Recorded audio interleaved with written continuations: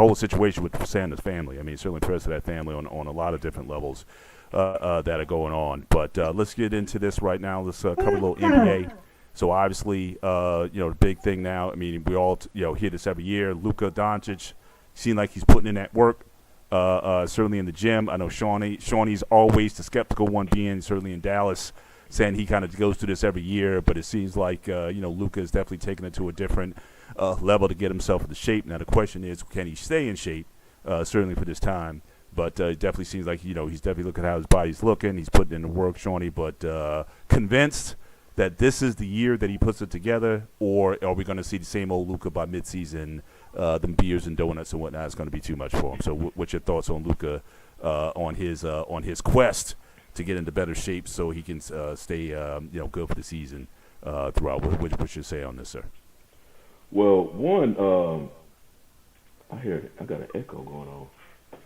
But when he was with the Mavs, they always wanted him to get in better shape. But it was like he was just content. Um, he like you saw, he wanted to drink beer, and he was just content. He felt like he didn't want to do it. And I think when he went to L.A. and the matter that he went to L.A., that is what sparked, him to start going on this weight loss journey. 'Cause like I mentioned in the past, this is not the first time he lost weight.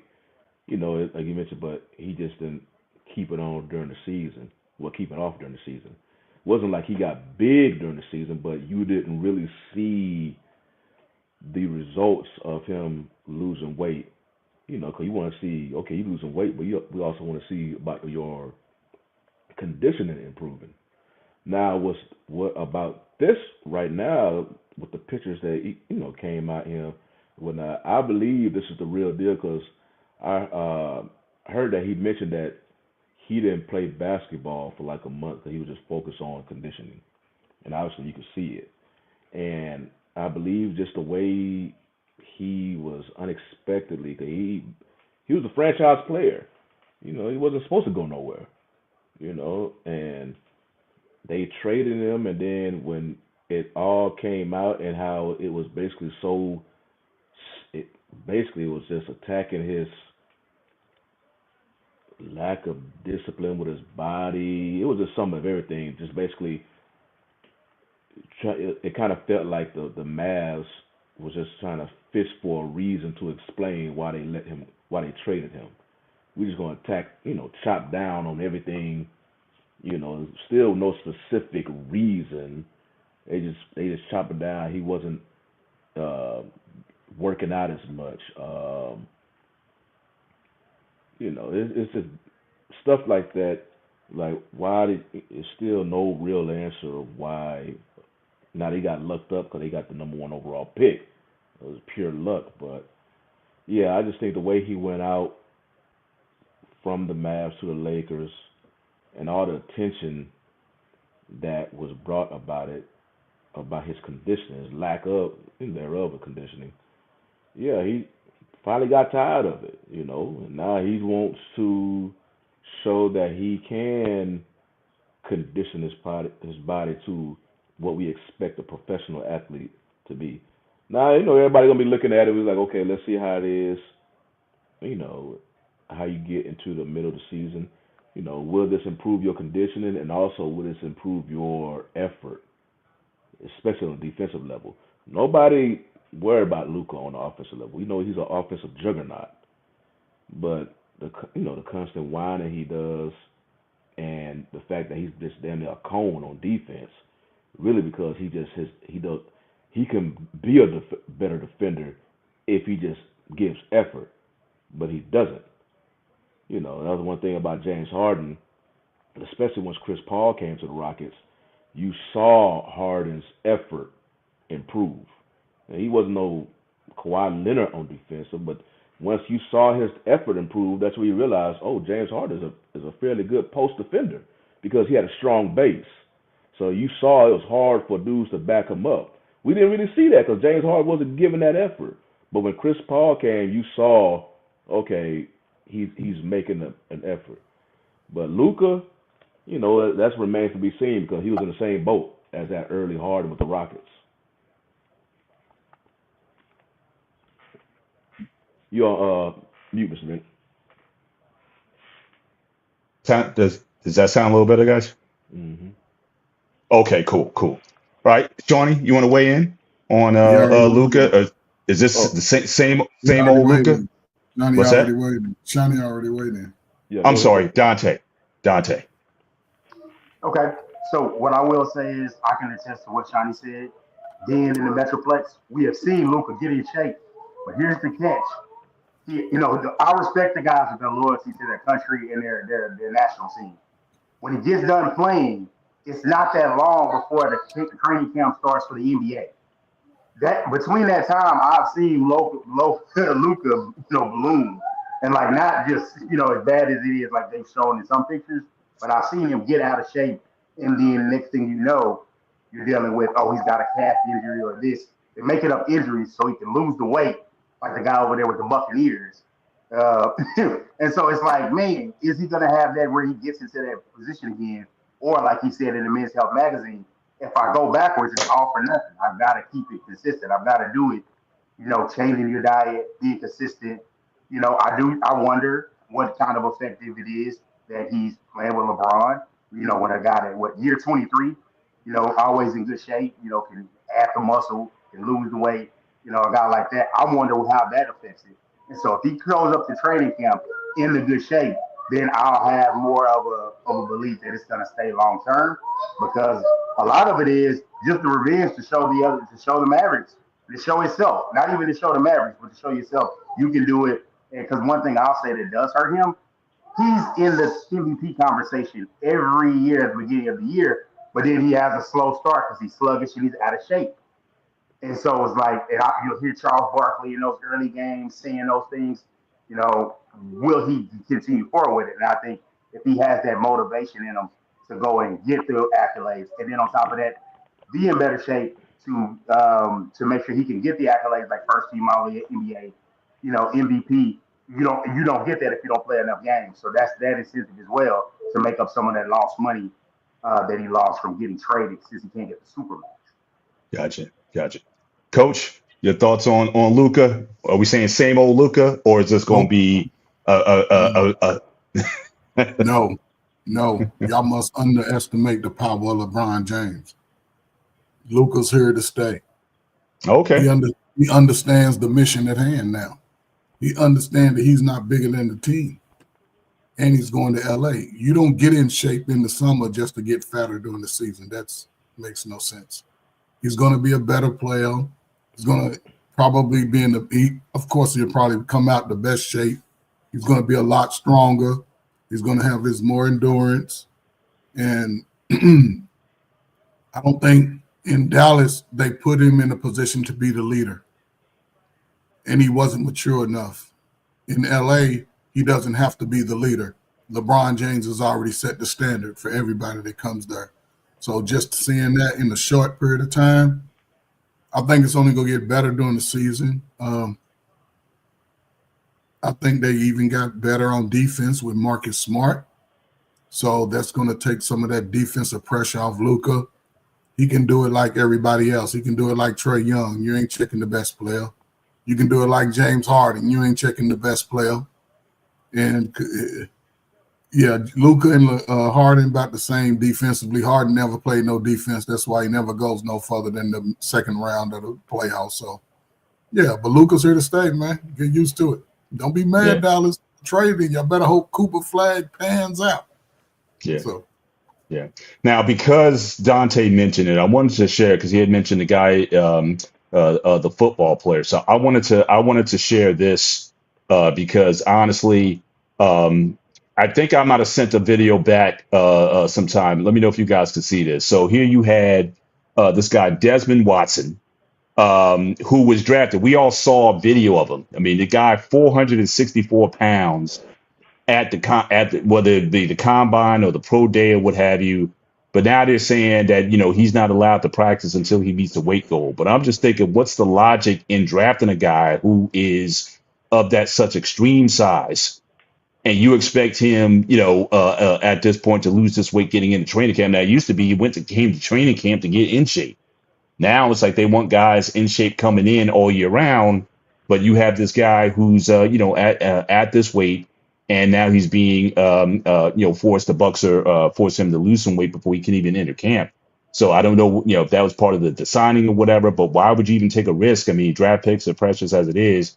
Why would you take a risk on a guy if you didn't know what you were getting ahead of time? So what's your thoughts on this one? I just think that, to me, it's a waste of a pick if you know a guy didn't have the discipline to get under that kind of weight earlier, but now you'd want to put weight restrictions on him before he can get to training camp. So what are you guys' thoughts on this one? You go ahead, Well, Sean. he signed with the Bucks as undrafted free agent. Okay. So yeah, so basically, hey, come to camp, and he went to the University of Florida. I'm surprised that level of a program will even allow him to play at, especially, SEC and you playing at that weight. But he must have had some type of ability for the Bucks, like, come to camp, as an undrafted free agent. Because if he can just, what was it? He came in, he was billed at 464. Yeah. I think if he could just get himself down to like 320, I think it depends on his skill set. He may be a good nose tackle. Now, mind you, the guy ran a 40 and a 5.93 at 464. So he's athletic, but obviously that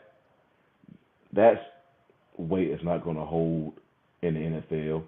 Who knows, and NFL and your health. I don't, 464 is 464. I don't care if you have athleticism. Your body not supposed to be like that. So, maybe it's the best thing that it can be for him, because Tampa Bay, picking him up as an undrafted free agent and forcing him to, hey, you want to play and whatnot, go ahead and better condition yourself, lose this weight. Like I said, I'm And you think surprised. dropping down 140 to 320? You think that's one, if it's doable, and will he be the same player? Is that too dramatic a weight cut? Why not just go under 400, 399? Well, how big was Gilbert Brown? Because I remember he was a big boy. Gilbert kept growing. I don't think he was that big. He just got big. He just got bigger every year. He just got bigger and wider and bigger. So, but Don, That's what I'm thinking. I'm like, hey, I guess if you can get down to Gilbert Brown size, because I can imagine if he had that's how he would be as a nose tackle. mhm, But you got to get to that weight first. yeah. They, well, offensive line whatnot, they strong themselves. They just push him out off balance or whatnot. He's gonna be able to make a tackle on the backside. So that's what I was just thinking of. Gotcha. Dante, what's your thoughts? Too big? You think 320 from 464 is a reasonable weight goal for him to still be effective as an NFL player? What's your thoughts on this in this situation? To be honest, I see it similar to how you remember the real training camp days was like you had to pass that conditioning test. Yeah. I see this kind of a similar thing now, Sonny. I would say 320. That's a dream. That's a dream to get there in one day, but not right now. I would say maybe next offseason. But I would say if he's in the 350 range, I mean he can get out there and play some snaps as long But being at the current weight that he's listed, that he was drafted at, he's not going to be able to make it as that. I think at some point I understand the toughness and everything. Get the guy in camp, let him get in shape, and if you want to. And I'll give props to Mike Tomlin. Do something like remember when Mike Tomlin, Le'Veon Bell and them got in trouble? Yeah. He made them play the whole preseason game. Do something like that to where let him get some reps. Maybe not the whole game, but the whole second half. Those first, well, it's only 3, but those preseason games where you're just not really looking. You got who you're going to make the roster, and you just want to get a look at him. Let him get into practice, get some reps. See what's going on. He's going to be a rundown player. That's why he was undrafted. Let him get some reps. But I do respect it I would expect it more as like, hey, if he loses a little bit of weight, don't give him a defined goal, but like, hey, I need you to lose some weight before you can go. He gets it done and does it, then he's a step closer to making a team. But I would say they're probably looking at if he doesn't get the camp and practicing soon, he's gonna only be on the practice squad and not really have a chance to make the team. But I'm for him getting in some better shape, and I want to see what he looks like against the Philly play, the tush push thing. I would like to see what it looks like, what it would look like him in there fogging it up. Because I know now they have a wrinkle where they want to go and throw the ball, but for the most part, they want to just run it up in there and get that first down. I would love to see, if it could work.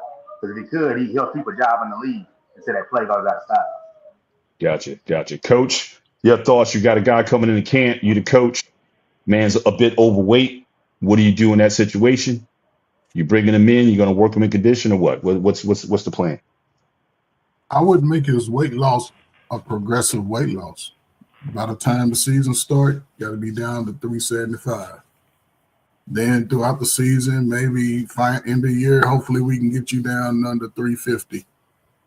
And coming into next year, you know what I'm saying, just make sure you stay around 330, between 340 and 330, sort of manageable because, it is a lot of stress on you.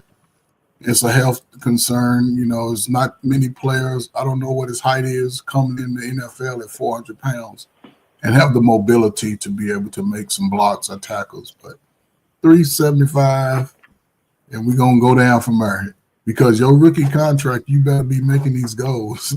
If not, I don't know. But just FYI, he's 6'6". He's 6'6", by the way.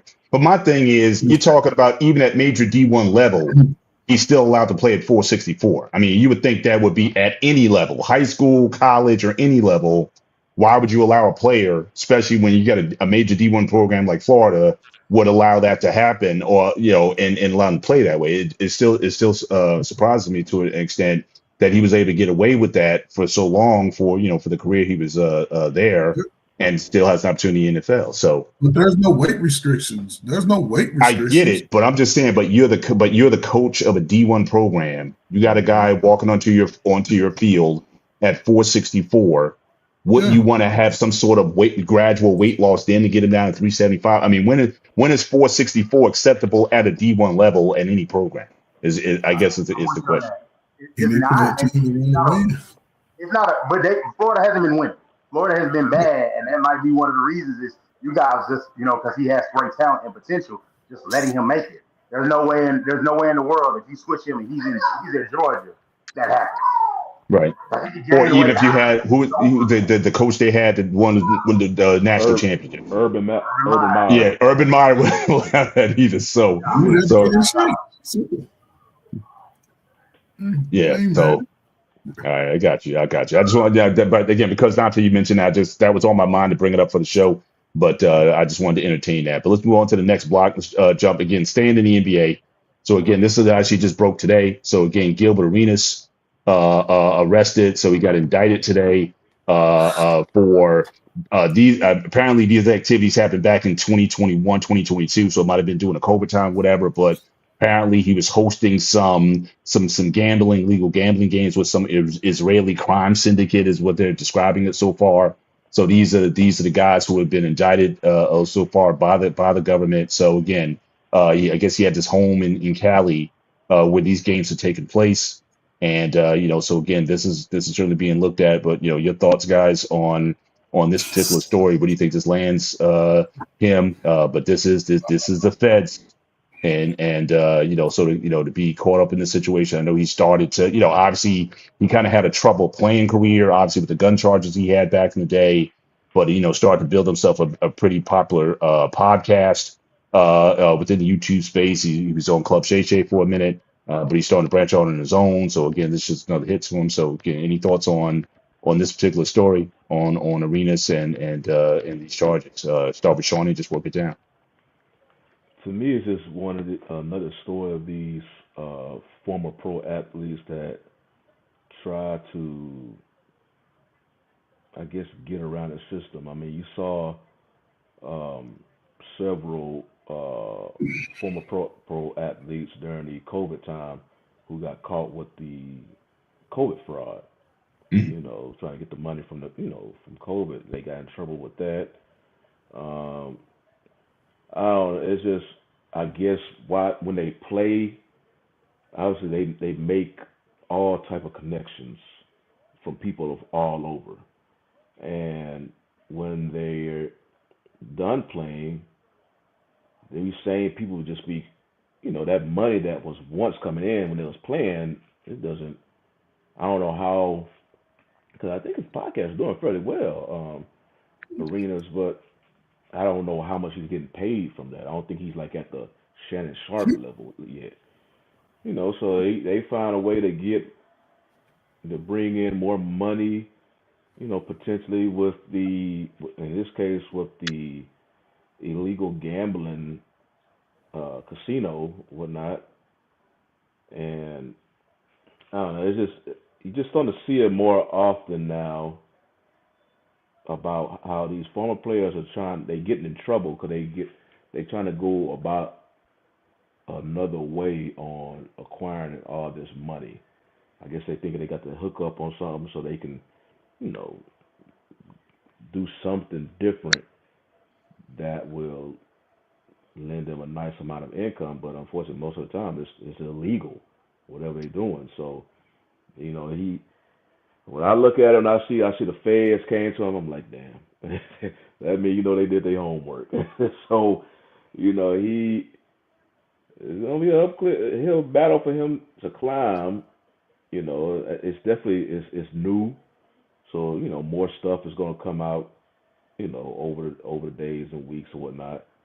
But yeah, it's just, to me, it's just another notch on just these former athletes just getting caught with in the legal system because they was trying to get money in whatever type of fashion they're doing off the court, off their respective playing field. You're starting to see this very frequently now. So, COVID was a lot of them getting hit, but now dude getting caught up with this gambling, and I'm like, damn, y'all find new avenues just to get in trouble. Hmm. So, Coach, what are your thoughts on this? And I so agree with Shawnee, man. It's unfortunate that, we it's funny about some people, man. They come into the space and people sort of look up to them, right? But a lot of times, man, what they doing is shiesty on the back end. And that's what's crazy to me, right? So, he's been very critical of players. And, and I guess his whole critique was that he was a ball hog. And this sort of caught up with him, his behavior, walking around with, the whole gun thing at some point, because he knows he talks a whole lot of smack. And it's one thing to talk smack on the court, and it's one thing to talk smack in the clubs. But I mean, I don't know, man. That's why it don't pay to cheat. You don't pay to cheat, man, in the long run, man. You may seem like you're getting away with it, but somebody's always watching.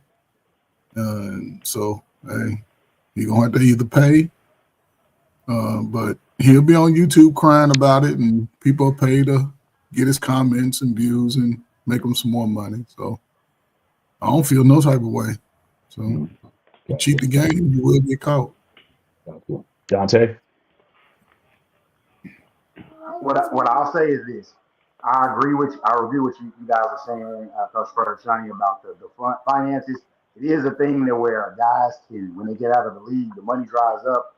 And he wasn't, if it was in 2021, because I hadn't seen all of the details of it, is the fact that it could have been he's trying to stay afloat. Things are slow right now. But the other interesting thing that we got to talk about it is, that's why I told us in the chat, Pandora's box is open. You can't mean to tell me that the NBA that has had many star players that like to gamble have had these types of games. Now, when you bring in this a figure, like you said, someone that's maybe looked to be investigated by the authorities, this could be a play of, hey, we bring you in. We know you're tied to this. We want to see if you can find us some information. Also, one of his sponsors for his Gills Arena is Underdog Sports, and and now we're getting to the world to where the gambling is everywhere. So I can have a sponsor gamble, But then, hey, you're gonna get in trouble if you're going not playing against the rules. If you're not gambling down in Vegas.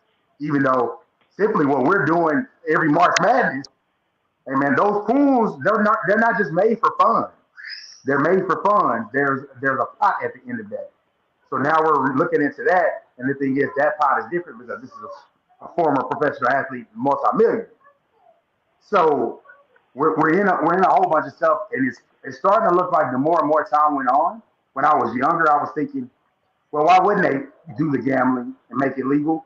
It's already happening, and now we're seeing why. Hey, it may already be happening, but when now it's out in the open, there's more problems. Like there's the guy that what happened.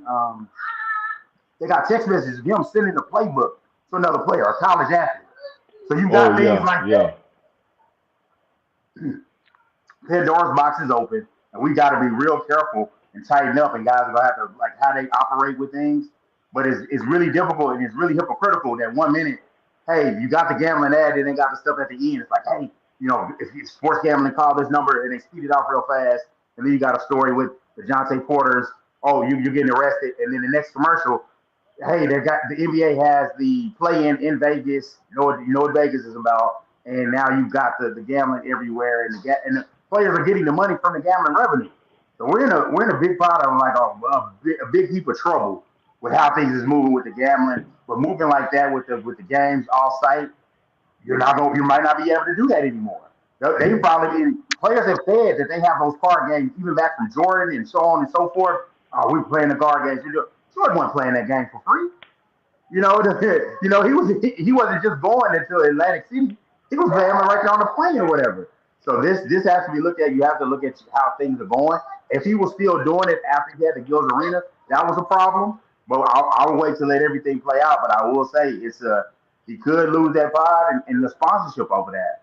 And I wish him the best, but it's a tough situation. Yeah. Low key, he got that Nino Brown vibe to me. Just the way he talking and everything. He's like, look, if I'm going down, I'm taking all you do with me. So he just got that vibe. So if someone's gonna drop and who's gonna drop it, I can see it be him. So 100%. I'm with you. I can see him telling. I mean, he just Yep, just like Pete Rose and Shoeless Joe Jackson. Speaking of that, that's an excellent segue because we're going to go into some MLB for this next segment. So first and foremost, I just want to give a shout out certainly to, and again, this is before Dante and Shoney's time.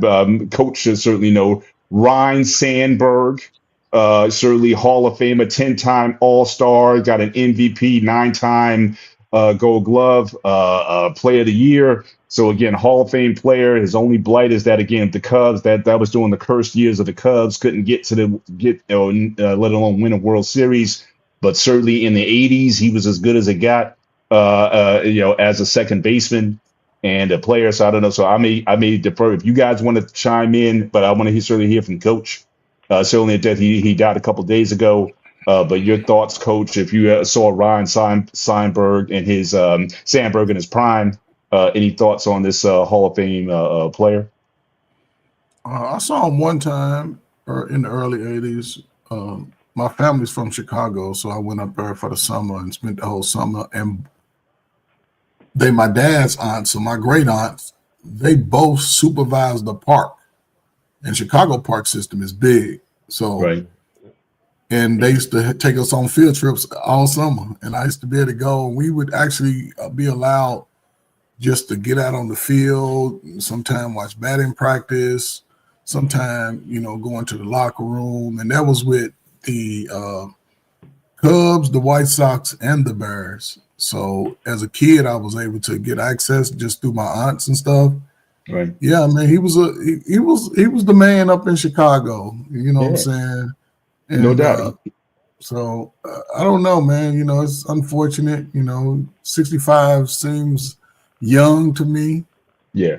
But he had a nice career even when the Cubs ain't really have too much to cheer for a long time. Yeah. But he was the Cubs. He was like he was like George Brett was for the Kansas City Royals all those years. Ryne Sandberg, he was definitely Mr. Cub. certainly for all those years in the 80s and whatnot. Like I said, even though they never got to the World Series, but certainly he was a staple in the league, and you know certainly always saw him around All-Star Weekend. But if Dante or Sean, if you guys have anything you want to add, like I said, this might have been for your time, but if not, we can certainly move on to the next block. Yeah, I'm looking at his just career timeline now. You know, he played until '97 on the clubs, so that was during the. What, I'm trying to remember when the Sosa McGuire. That was Yeah, 98. That was the next year. That was 98. Yeah, Yeah. and so I probably remember him, you know, because at that time the Astros were a National League team, so you know they played the clubs, and you know, so I probably saw him when they were playing. Huh? Yeah, in El Central, so they was with the Cubs. So they, you know, I'm pretty sure I watched them playing against the Astros, but I can't remember specifically, you know, about his playing career, and hell, I even barely knew some of the players on the Astros at that time. Yeah. So But he was almost like, you know, now again, I don't want to compare like Derek Jeter because I know Derek also plays second base, but he was just that guy, like Mr. Consistent, like every year. He wasn't going to flash you, even though he did win an MVP, which Derek Jeter never won. But nevertheless, though, he was kind of like Mr. Consistent. He always kind of got, got his numbers and whatnot. It's just, again, the pitching or whatever else around him, you know, he didn't have enough of a supporting cast.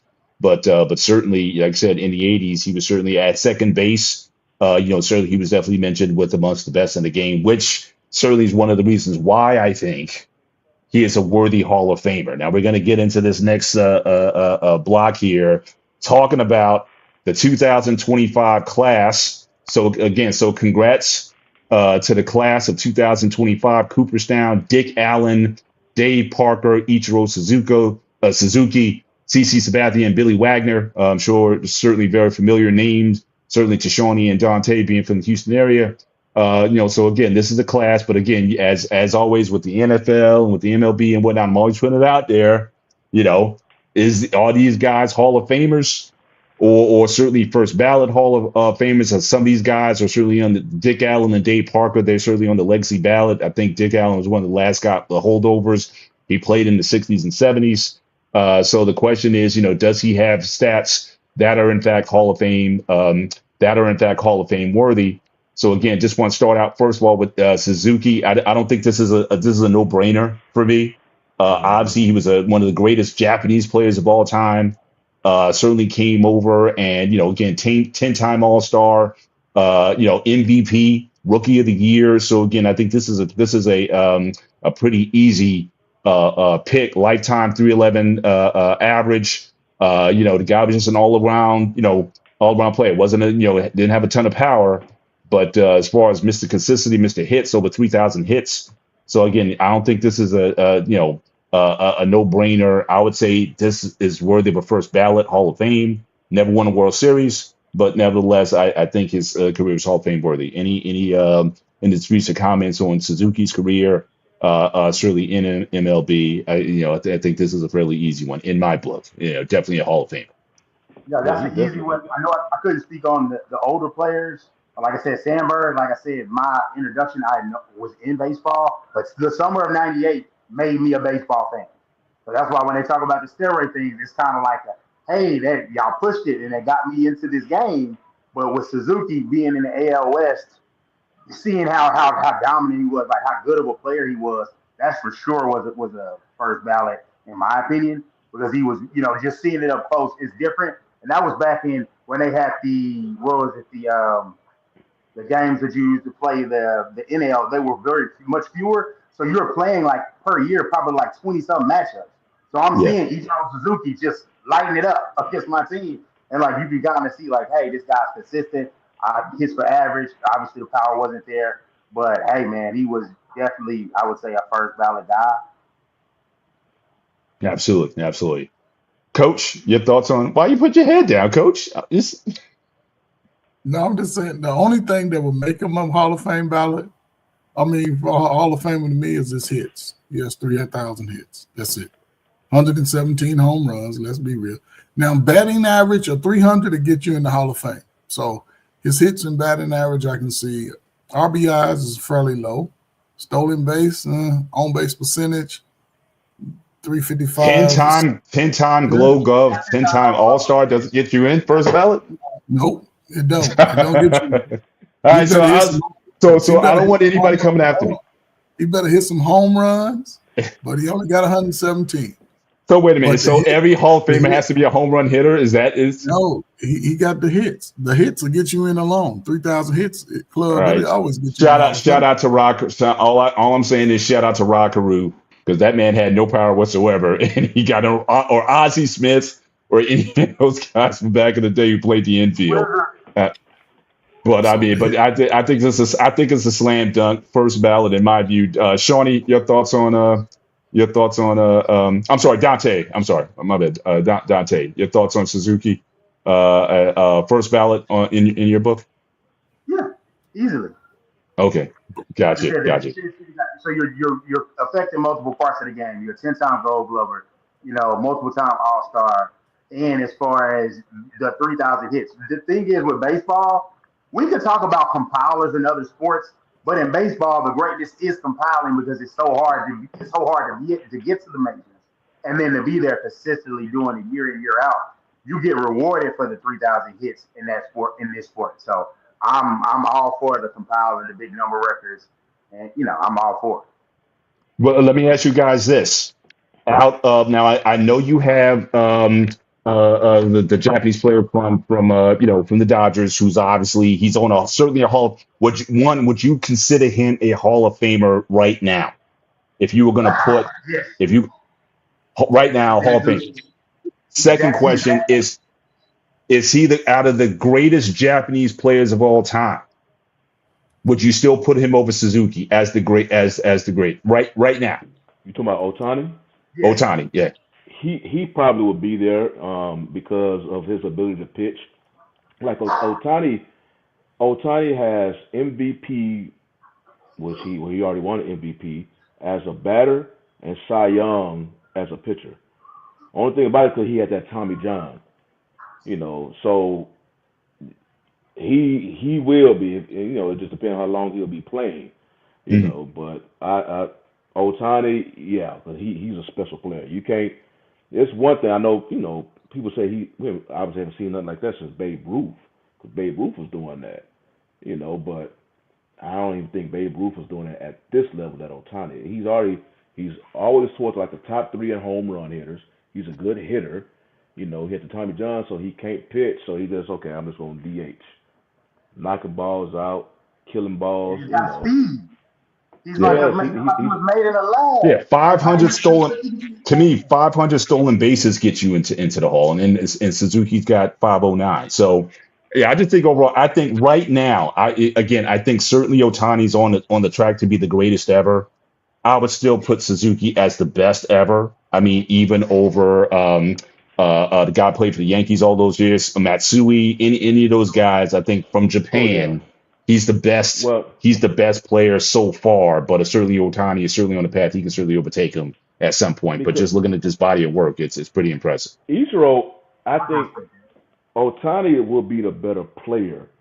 Ichiro is the bigger player. I remember when Ichiro came to the MLB. Ichiro was huge, especially amongst the Japanese community. And I remember I can remember when he played his last game in Seattle, and he was walking down. His teammates came out the dugout, and was clapping him, and he was going one by one, um, hugging them, after his last game. And he got to another Japanese player, and he gave him a hug, but then you immediately saw seeing the Japanese player start breaking down, and then you saw Ichiro kind of gave him like a loving pat, on the shoulder, and whatnot, and kept it going. He was huge for the Japanese. He had that classic Japanese swing, that little slap swing. That's what the coach talking about his home runs. Well, I think he's a leadoff hitter, so he wasn't a power man. He was just getting on base because he was getting so much hits. And that was the main thing, especially during Ichiro. Everybody not like Altuve now, who first pitch swing it out the park. You know, Ichiro was like, get on base. That's what you're supposed to do as a lead hitter. But he had that classic Japanese swing where he'll swing and look like he's kind of heading towards the first base already. And, you know, he was a hell of defending the outfield, made some good catches. He was just, you know, I remember the cultural impact that he had coming to when he came to the MLB, because he was already a major Yeah, name over for there in the sure. Japanese league, Yeah, he was and it was 27 when he made his debut in the yeah, major. and it was a huge following coming to him when he came to MLB, made his MLB debut, and it was almost like internationally he almost on the level as far as attention like Tiger and them, but obviously this is just Japanese community, maybe not to us, but his effect on that community, I want to say like Yao Ming was to Houston and his Chinese community, but I think even bigger than Yao Ming, Yeah, because baseball is bigger than basketball in China at that time, especially at right, that time. right. But yeah, he was a huge name, and he was definitely a Hall of Famer, and he still should be a unanimous Hall of Famer. It wasn't for that one dude who, for whatever reason, you know they gonna never reveal his name, That's said another story. no. And matter of fact, Ichiro he made light of that during his induction speech. About he made a joke about how he had all these, you know, votes and whatnot except that one.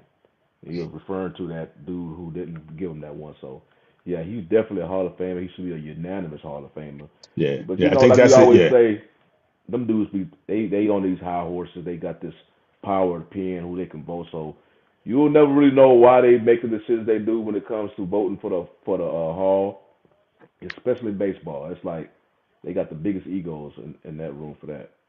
gotcha, gotcha. Yeah, first ballot, except for Coach is Coach. I don't think it's convinced. I don't think we can still told him yet, but I think certainly first ballot. All right, let's move to the next. Let's move to the next guy. So we got Dick Allen again, before my time.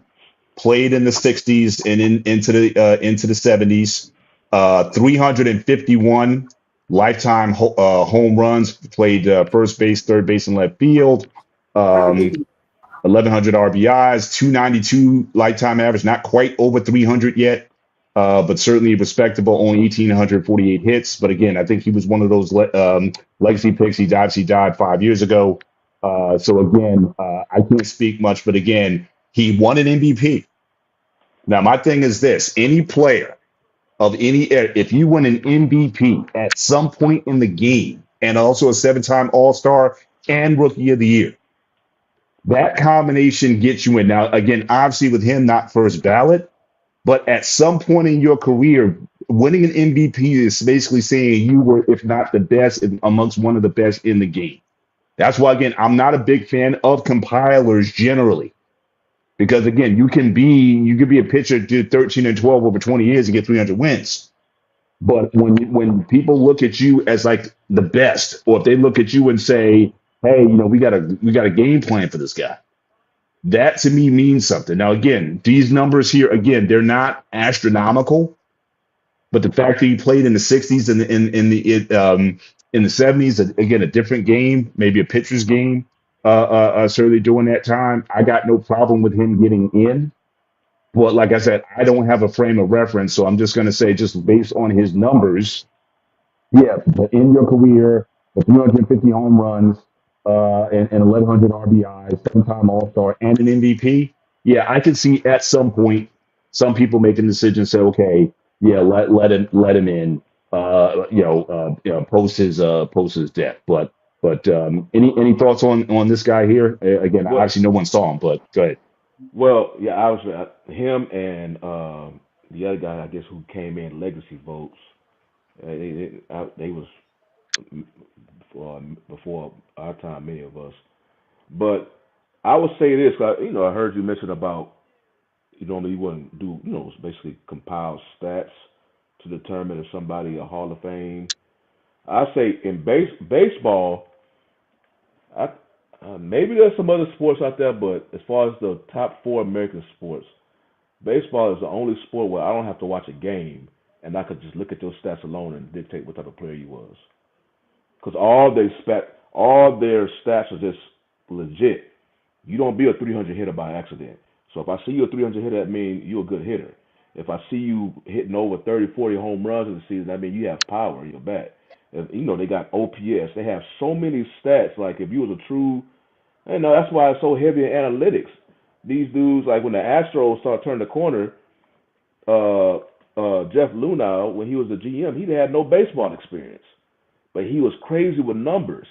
And then he started. Cause remember, this was after the time the Astros had 3 100-loss seasons. So he started firing many of these baseball-minded dudes in the front, in the office, hiring these analytical dudes who think just like him. And next thing you know, that's when the Astros started turning around with these big, draft picks they was getting with the Carrera, the Springers, the Bregman, signing a 5'6" Jose Altuve. But it's because there was so much in the numbers. So baseball is so I can look at somebody's baseball numbers and be like, hell, damn, you are legit just because how your stats is. Because, you got the on base plus slugging, you got on base percentage. You have all these different stats that you don't really have to watch a game to determine what type of level this player, especially if you look at a career and you're seeing these stats are like an average over their career. So that's what you look at these legacy players, and it's going to be interesting. I think Barry Bonds may ultimately get into the Hall of Fame via the legacy vote, because it's different. Unless they just keep him out forever, but I think he has a chance of getting in. So I don't know if that's kind of looked down because you're not getting into the main voting per se. It's almost like they make an exception to let you in, But hey, you in the hall, you in the hall. You can't take that from them. So Gotcha. Any more thoughts on this? Like I said, beyond our time, I think all of this, I think we can all agree with that. But Coach, any thoughts on info and move on to the next player? Listen, man, shout out to all the baseball players, man. I'm gonna say this and I'll shut up, man. Get y'all kids into baseball, man. They'll make a lot of money, less physical harm to the body. They can play it for a long time. So get them outside. Gotcha. Our next guy. Okay, now again, this is for Dante and Shawnee. All right, Billy Wagner, right? Hall of Fame, 7-time All-Star, Rolaids relief winner. He is currently 8th on the all-time saves list. All right. The only thing I don't like, 47-40 win-loss record. I mean, you're the closer. That means you blew a lot of games. All right. You got 40 losses means you came in with the lead and you blew 40 games. So I got a problem with that. But obviously, longtime Houston pitcher, closer. And certainly he was definitely up there. Trevor Hoffman, I remember. I mean, obviously Mariano is the GOAT. I don't think we have an argument there. But certainly him, Trevor Hoffman, I know those guys were all kind of going at the same time. But again, your thoughts on now I don't know how long he's been eligible for the Hall. He came in '93. I think he pitched for 16 years. So again, not a first ballot guy, but your thoughts, is this a Hall of Fame worthy career? You got any problem with seeing Billy Wagner in the Hall of Fame? So I'll let Dante or Dante, you guys can take this one. You're more familiar with your guy than I am. Brother Benny, hold your microphone up when you talk. You're sort of low. I'm low now. I'm on my Bluetooth right now, so you guys can hear me. Yeah, it fades in and out, but you good now. You were sounding real muddled. Okay. Tony, you go first since that's your Astros, man. Because I remember him. I didn't know he had that many, losses. But I remember him being a when he was with the Astros, he was a dominant closer. I just remember being that he, wasn't he's 5'10", he's average height, but he wasn't like no 6 foot plus dude. But I remember he had like a strong kick towards the mound, well, towards the plate. He had a real strong base, and that's what generated a lot of his power. And so he was an exciting player to watch with the Astros. He left the Astros right before they went to the World Series in 2004. He left them. He played in 2003 before going to Philly. And I think he was on his 10th ballot before he finally was let in. So I think, and I tell you, people was on the fence about letting him in. I don't really know what was the deciding. Eli Manning type of career. He was a good. I mean, he was a good closer. Definitely known for his fastball and his mentality, kind of like Nolan Ryan, where he's like. I remember he had a quote like that. He was known for that fastball, and he was like, I don't care if y'all know about what I'm gonna throw. I'm gonna throw it, and it's up to you to hit it. He had that no fear mentality going up to them against them batters. So, but like I say, because this was his 10th year on the ballot, and he finally got in, that alone would tell you even the voters was on the fence about, hey, go over here. Then he finally got in with over 80% of the vote. When he on his 10th year on the ballot. So, you compare his numbers to many of the other closers that are currently in the hall. It may not match up, but he had a fairly good career. I don't think he won a title though. He didn't win the title. But I remember with the Astros, he had electric stuff.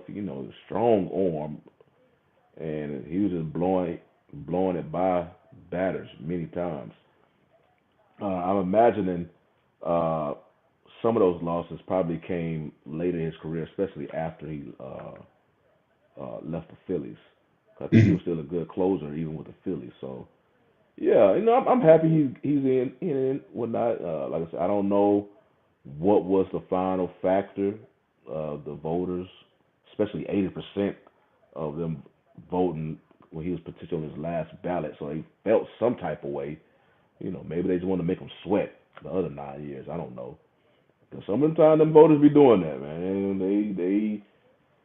They may look at you as a Hall of Fame player, but because they feel some type of way about you, they will just have you sit on a swing porch a little bit, just get you nervous and whatnot. So I'm glad he's in there.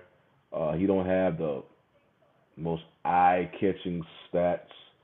Like I say, hey man, once they give you that gold jacket, nobody can take you away from it. So, hey, more power to him. Dante? To me, I feel like, hey, if you made it on like your 10th ballot, like you said, Johnny, they felt like you were a guy, but like Mr. Bennett drives it home, and he's a strong proponent of it, and I understand it. It should be a special way you believe a guy if he's a first ballot Hall of Famer. Like the way we were talking, well, most of them were talking about Ichiro. If we're not talking about you like that, and you can wait, it's not that you're not in the Hall, but you're not as great as the other players. If he has numbers that are comparable around, like you said, electric stuff, one of those type of closers, then I'm with it. I don't have an objection to getting it. And I almost hardly object to anybody that gets into the baseball hall. Because there's a lot of guys, they probably have the strongest Hall of Fame of guys that didn't get in. Not excluding the we understand the politics of the Barry Bonds and the Roger Clemens team. So excluding those type of players, the Alex Rodriguez and them, so it's like I'm cool with it. I don't have a problem getting in. My thing is, did he go in as an Astro? I think he did. I think so too. Yeah. I think Right. he did. Gotcha. Coach, any thoughts on Mr. Wagner? And then I got one follow-up question on this. Well, he's in the top 10, so I guess you can put him in the Hall of Fame. They're going to do it anyway. It don't really matter. They're going to put him in there. He's in the top 10. I got you. Now, let me ask this one question. We'll move on to the next guy. Do you think that he may take a little bit of a hit because he's a lefty pitcher? Who? I mean, think about it. Most of the guys on this top list, they're right-handed pitchers, so you kind of know what you're getting. Lefties are technically supposed to be harder to hit. But that's what gets him in there because he's in that top 10 as a lefty. No, but what I'm saying, but does it mark him down? Because again, if Mariano and Trevor and Lee, they did this stuff being right-handed, so again, much easier to hit, and they were still dominant. The fact that Billy Wagner being a lefty, and same thing with John Franco, who's got almost as many innings pitched as Mariano Rivera, he's got 424. And I don't know necessarily, Franco to me was a compiler also. I saw him with the Mets all those years. So my thing is, if you're technically being a left-handed pitcher, supposed to be an advantage, and you still don't, you're still, have these kind of numbers, does that knock you down a peg? Because that's supposed to be an advantage that you come into it with. Well, It's I feel just like an observation. he's ranked 7th all time with almost 1,200 strikeouts, and he's ranked 2nd all time as left-handed relievers, only behind Aroldis Chapman, who probably would be a Hall of Famer once his career is over with. So he had the strikeout, so he was proven hard to hit. He's ranked number 2 as a lefty. And number 7 all time. So his strikeouts is up there. Okay. Like I say, I feel like you took enough of a hit getting in on your final ballot, and now you get eventually in a couple of years it won't matter, but it'll be like, hey, he did get in on his final, so you're not, you're an elite of the elite, but not the upper class guy. So Gotcha. I feel like that's enough of a hit. Gotcha. I got you. All right, let's move on to this guy now. Again, me and Coach, we may have more familiarity with this guy. I think he should have been in the Hall of Fame a while ago. Dave Parker. So I remember, again, grew up in the 70s with the Pirates when they had Willie Stargell and Dave Parker and those boys. They were the last Major League Baseball team with essentially they had a majority African-American team. That was a black team throughout, except for their relief pitcher, Turkoglu, whatever his last name was, DeColvey. DeColvey was like the closer on that team. But Dave Parker, you want to talk about Aaron Judge at the time? The guy 6'5", 230. The guy was a giant. He was like Dave Winfield at the time. Guy could definitely hit for power. You see, he won an MVP. He won a Silver Slugger Award, 2-time batting title. So it wasn't just all power. He could hit and hit for power. And he had arguably, I know a lot of people like to replay that Bo Jackson play where he threw the guy out going from first to third. Dave Parker, nobody ran on Dave Parker. He had arguably the best arm at right field ever. And you just didn't want to take that risk. Go back and watch highlights of him throwing guys out at third or throwing the guys out at home. The guy was like a 5'2" player. He had mad skills, but he was a little bit of a malcontent, certainly when it came to contract stuff. And he became, a bit of a journeyman after that, almost got this reputation of being a difficult guy to play with or for before he went where I had his welcome, which is why you see all these different teams that he played for.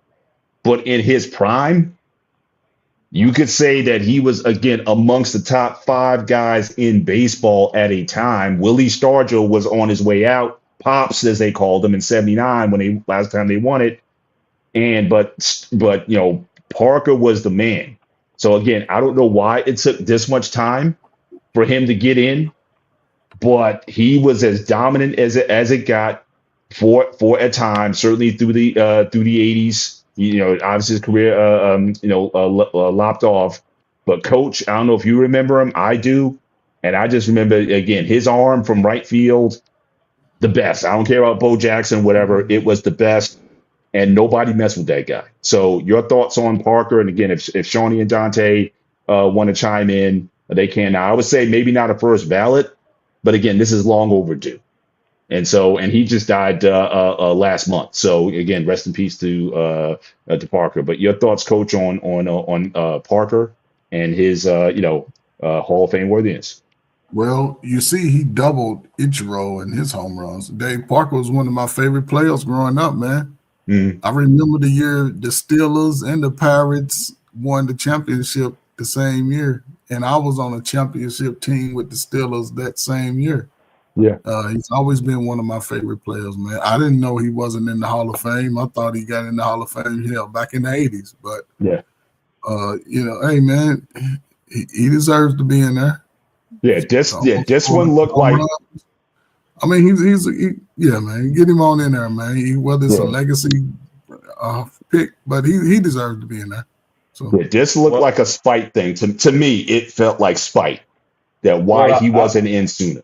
I'm looking at it, Mr. Bennett, and he was saying that he, looked like he was involved in that Pittsburgh drug trials in '85, and I think during that time he was one of the players, and I think those players were suspended because they had, I believe, they was involved with like cocaine or something like that, and he was one of the players who was involved in all of that. So you know how once your name is sullied in some type of fashion, or you develop this reputation or whatnot, the voters are going to remember it, and they going to use that as fuel to win and why they believe you shouldn't be in the hall. I mean, you saw that in the NFL when it came to Terrell Owens. They legit had. It's not like he got in trouble off the field. It just had his personal feelings towards him. And then he like, dude, who cares about this? Look at his numbers. He should have easily been the first ballot. Hell, you could just look at Skip Bayless for that. And Skip Bayless basically is like basically exactly how the voters were with him. So, and I see Parker was involved in that stuff, resulting from '85. I wouldn't be surprised if that was one of the main reasons, especially during that time. Maybe if it happened in today's voting, they probably don't. But in '85 and the '80s and whatnot, you had to then have a squeaky clean image. And if I think we spoke about it in past shows, like how the Hall of Fame will look like they require this player to have this type of image, but yet you look at the names who are in the Hall already, and you're like, how you got this name? Like I forgot his name, but one, I think he was a GM or owner who's currently in the Hall of Fame, when he did not want, he was fighting not to have black players in the league, but you put him in the Hall, So, and I believe the black players did not come on his respective team until he died. Then it came, So you look at some of the names are in the Hall of Fame. Y'all say y'all let that dude in for something a whole lot more serious than whatever y'all personal, I don't know, feelings about this dude. So yeah, it's a gatekeeper thing, man. Yeah, for sure. Dante, we also go to our last inductee.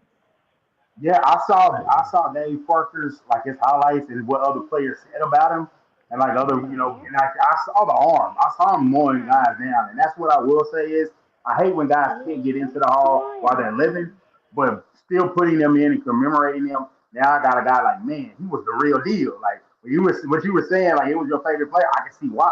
I like the big, hey, because for me and you, we like the power guys. I can respect the guys that are the traditional, hey, batting first, lead off.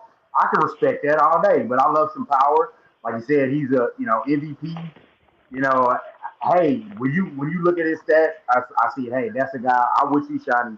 The stats and the numbers of baseball stand the test of time. Like the numbers mean something. So you see a guy that has the performance he had, and I'm looking at it, and I was like, hey, I respect it. He was a guy that was a legit, really high end player. I'm glad his family got to see him getting to the Hall of Fame. I just say, like you said, he just died recently. That's really sad, but rest in peace to Dave Parker. But he was a hell of a baseball player. Indeed. No question about it. Last guy, again, I'm the Yankee fan here. So again, CC Sabathia. Again, he had a decent run. All right. Again, 6-time All-Star, won a Cy Young. So obviously, noted being one of the best. He won a World Series with the Cleveland Yankees in '09 and won a World Series with them. The latter 10 years, from 2010 to 2019, above average pitcher, but nothing that really blew you away. So again, it's almost like the tale of two careers. He was like, had a lot of these 9 and 8 and 13, 12 seasons, towards the latter end, even though he pitched for, 17, 18 years. But my thing is again, at the time, did I ever see him being the most dominant or the best in the game? But he does have 3,000 strikeouts, which is big. Doesn't have 300 wins, but certainly a workhorse of a pitcher. You could always put him. He had a rubber arm. You could always put him in there. I just don't know if this is, and I think this he is 2019, so I think he is first ballot, if not second. I'm He's not first. sure if I'm first ballot. I'm not seeing it myself. Very good. Certainly, I could see just like some of these other players that we mentioned earlier, 3rd-year, 4-year ballot getting in. First ballot though, I'm not there yet. And again, I love the Yankees, a diehard Yankee fan. I'm not going to be a homer. I got to be honest. I got to be fair on this one. I don't see first ballot on this one.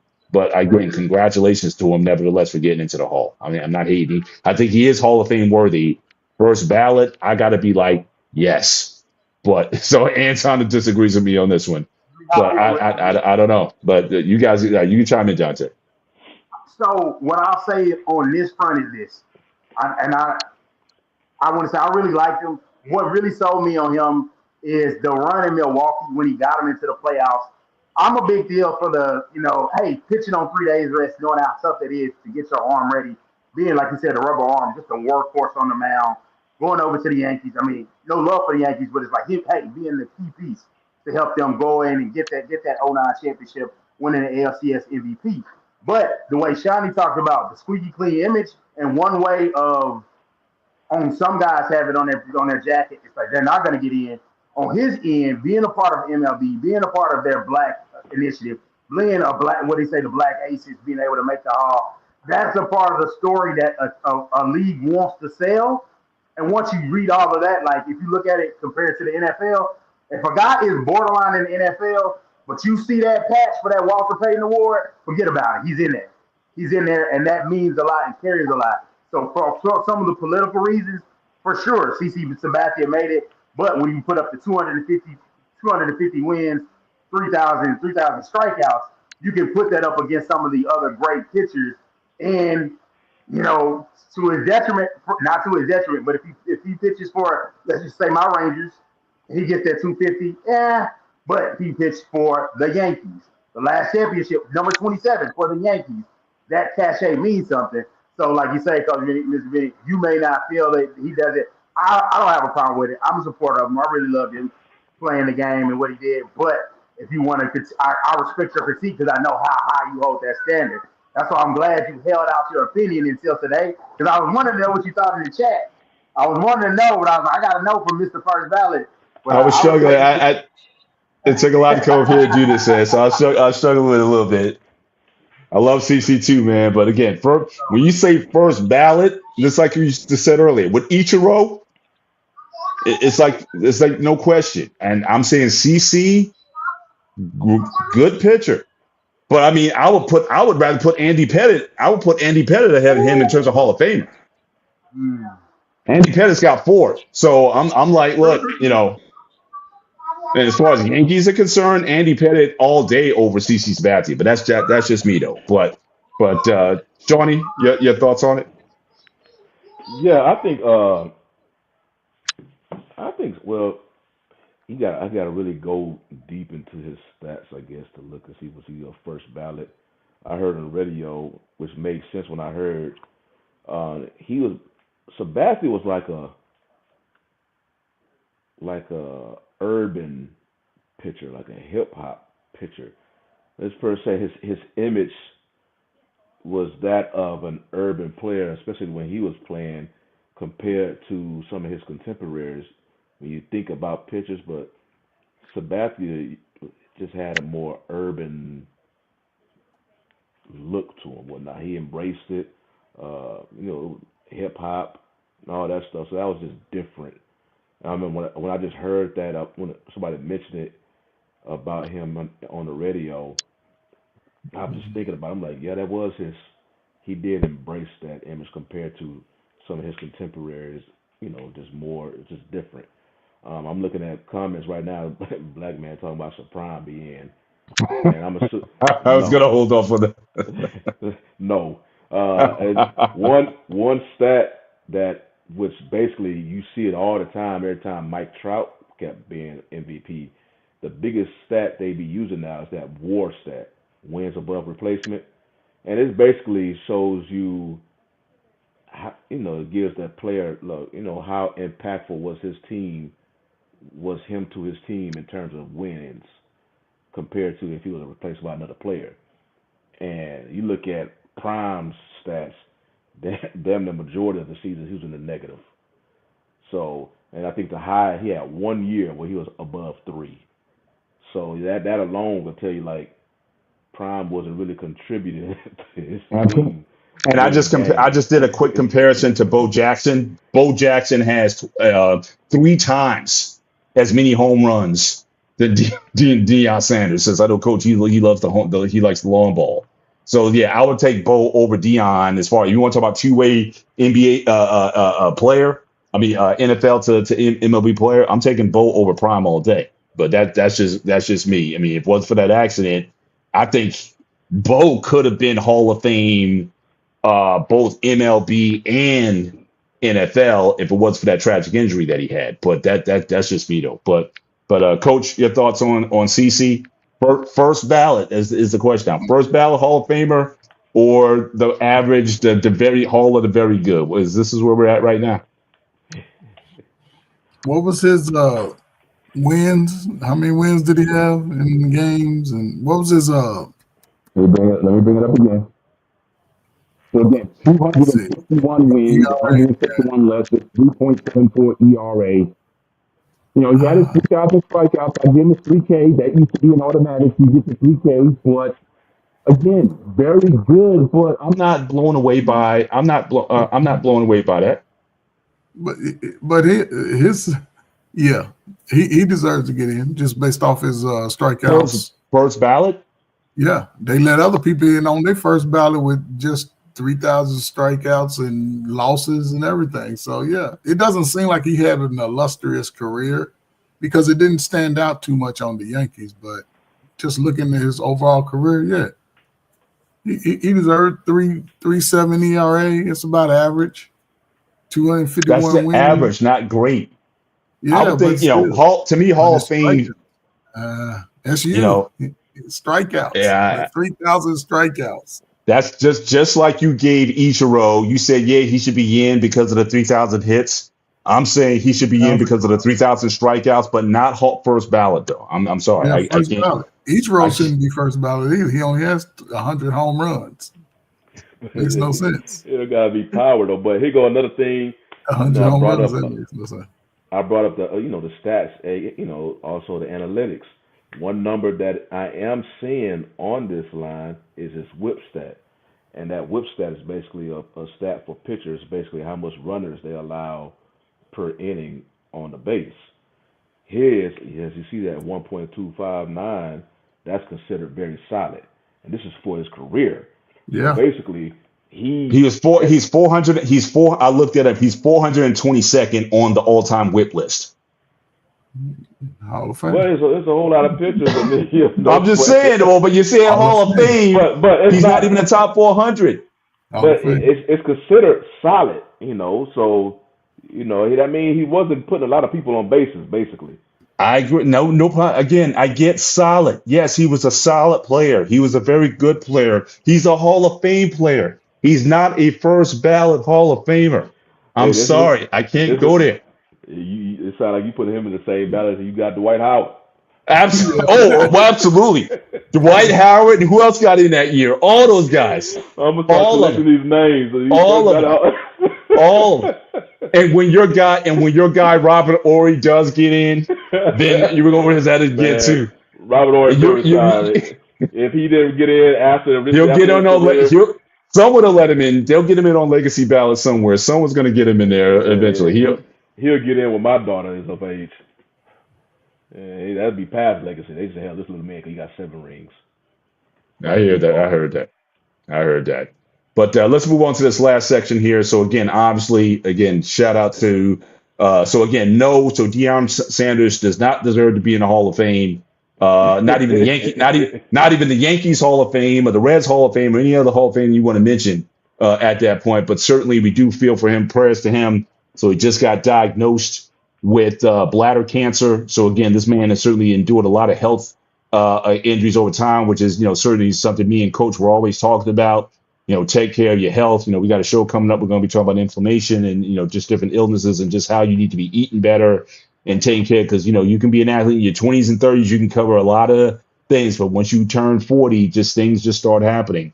And so again, we all know about the amputation, the blood clots that he had. Now he's got another battle here, and he posted a video and talking about how he had to make a will and how uneasy he was about that, because he doesn't expect not to be here for his family. But even with that, that's something, I don't care how old you are or whatever. If you got kids, you need to have a will.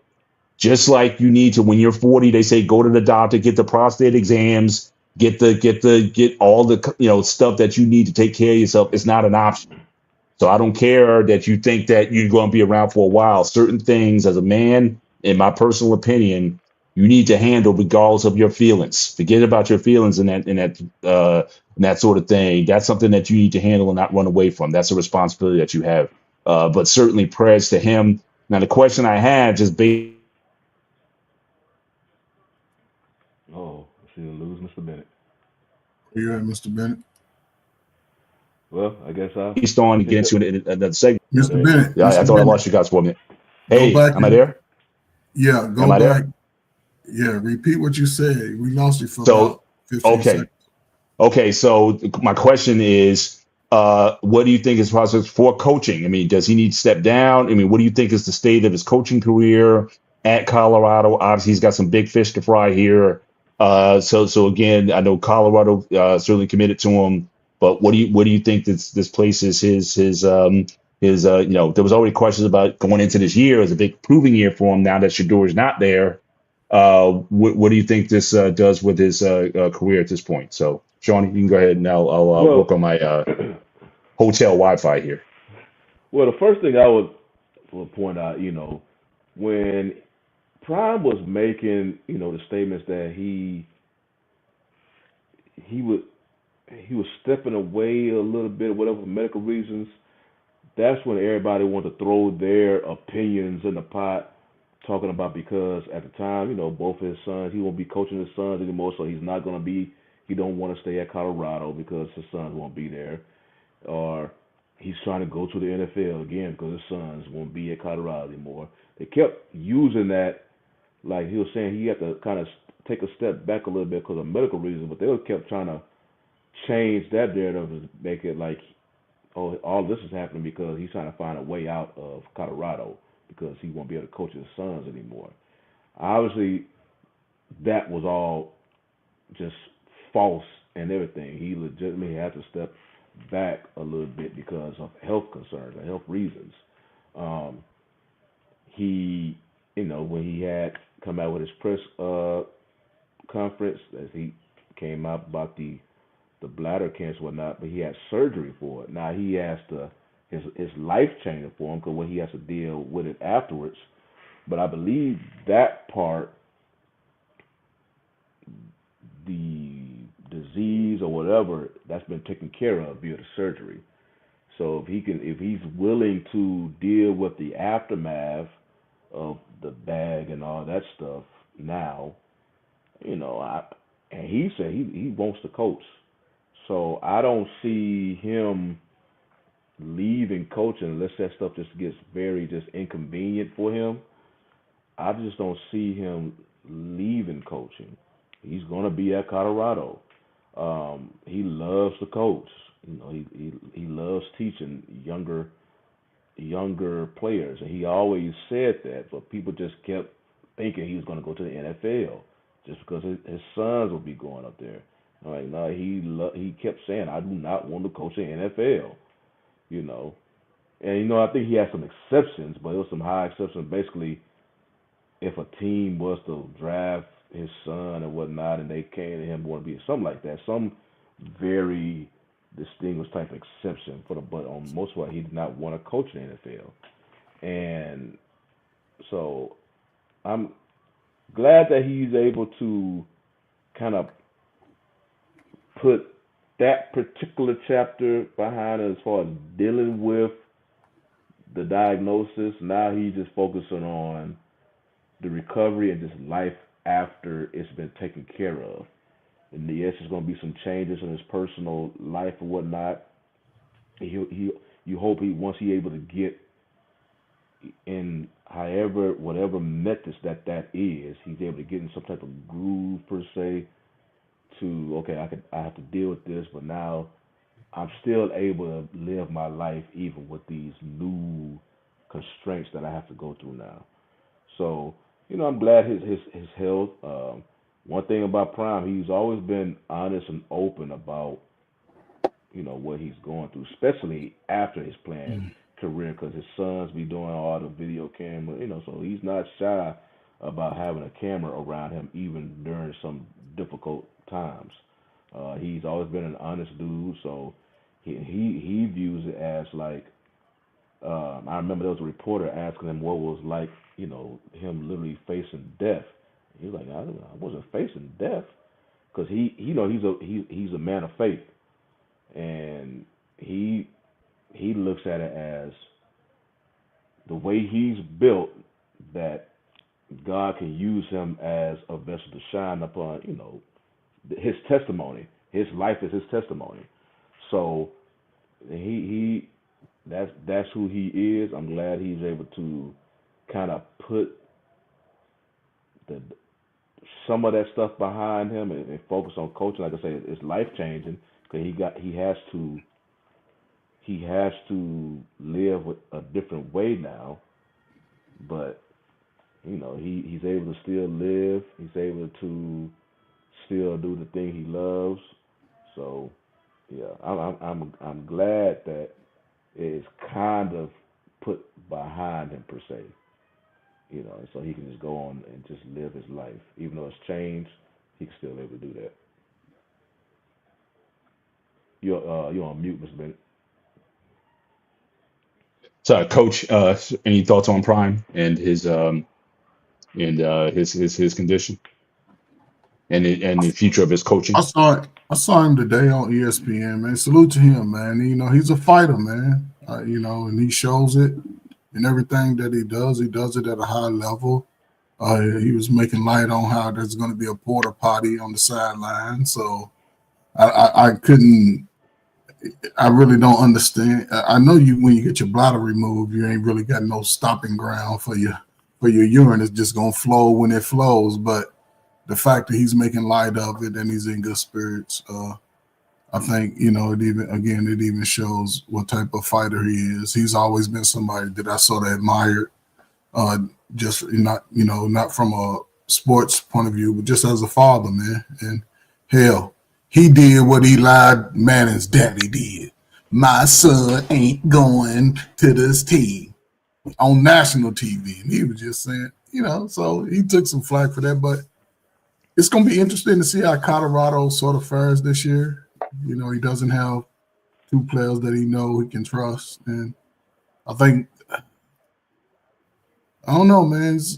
I hope he gets to finish the season with no more, health issues. And, of course, hopefully we can probably see him in the Coaching Hall of Fame with a couple of more 10-win seasons, if that's as far as he goes. But I don't know. Gotcha. It's yet to be seen. Yeah. Now, speaking of his son, so again, this also just came out today. So again, the owner of the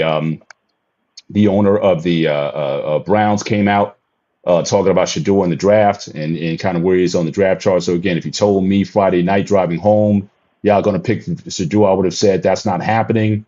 But we had a conversation earlier that morning. I think we have the right people involved in the conversation. At the end of the day, it's Andrew Berry, who's GM. Andrew made the call to pick Shedeur.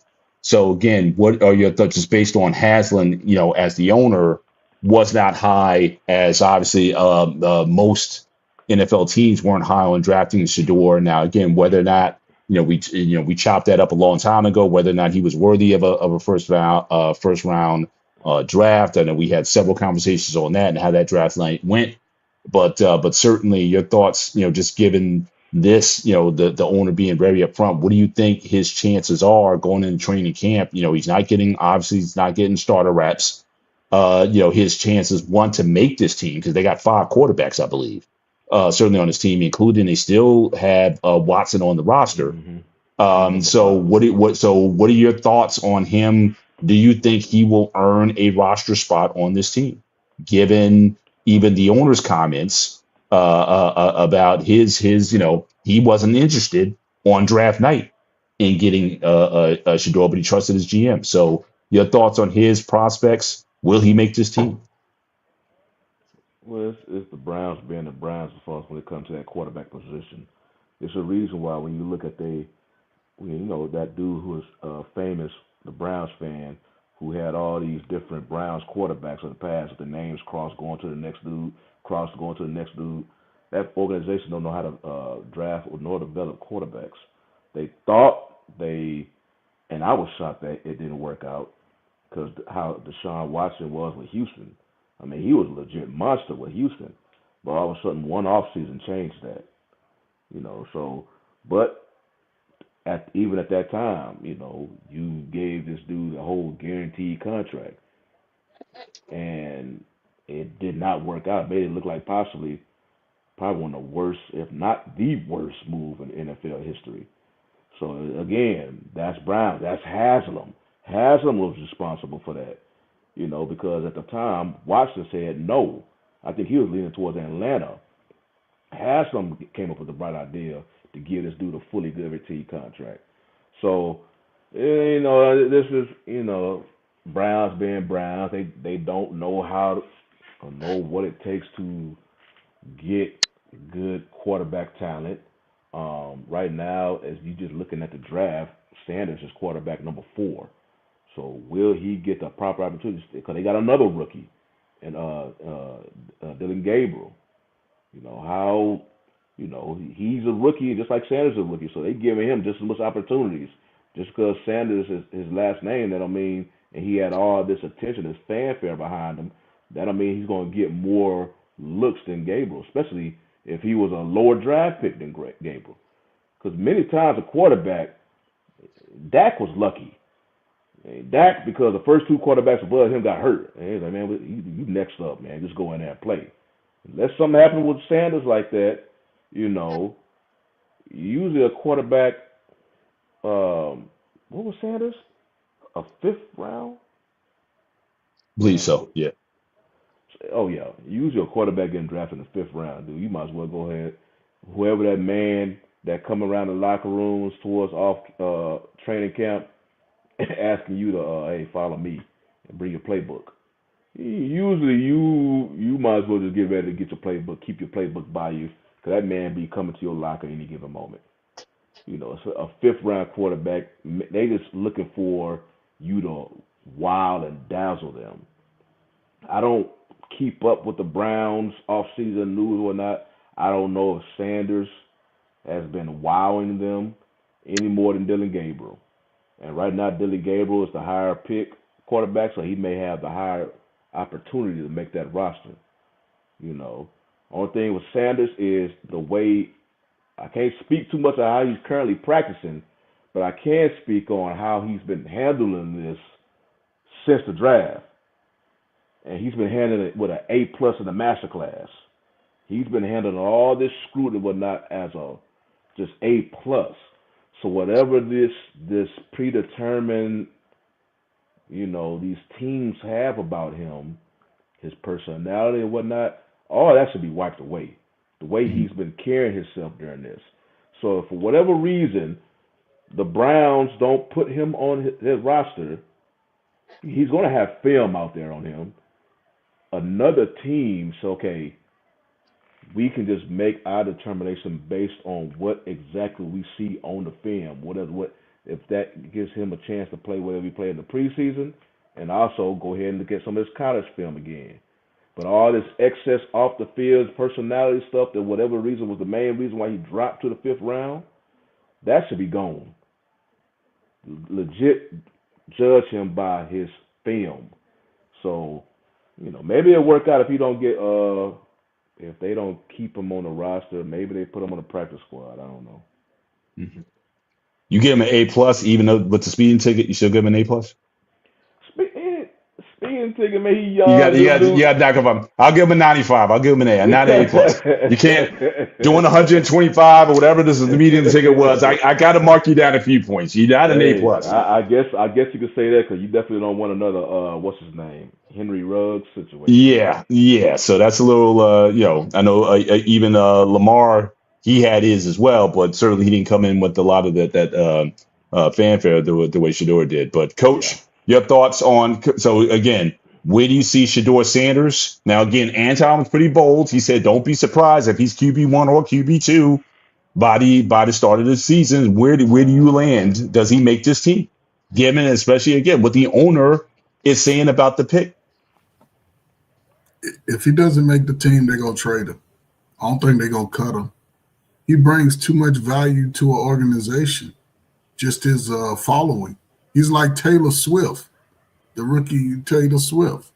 He's gonna bring an audience. They already seen the upswing in ticket sales and uh, people supporting just who he is. So he could be QB1 right now, and he's stated that he's getting very few snaps with the first team.